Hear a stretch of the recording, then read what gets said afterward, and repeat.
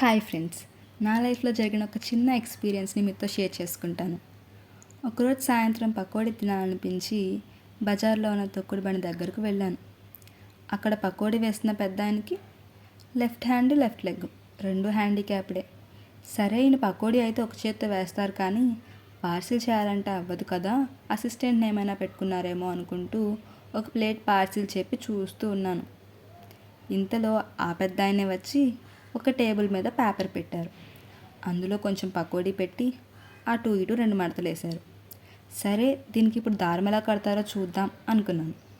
అప్పుడు ఆయన ఒక చిన్న రబ్బర్ బ్యాండ్ తీసి పార్సిల్కి వేసి పార్సిల్ రెడీ అని చెప్పేశారు. చాలా చిన్న విషయంలా ఉంది కదా. ఒకసారి మీరు ట్రై చేయండి, ఒక చేత్తో పొట్లం కట్టగలరేమో అని.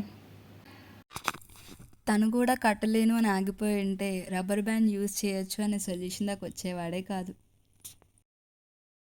ప్రతి ఒక్కరిలోనూ ఒక కొత్త ప్రపంచం ఉంటుంది కదా.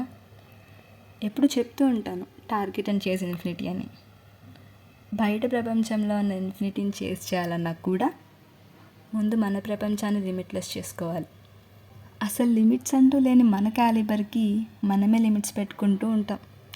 ఆ పెద్ద ఆయన కూడా అసిస్టెంట్ని పెట్టుకోవచ్చు, కానీ తను చేయలేడు అనే ఆలోచన తను రానివ్వలేదు.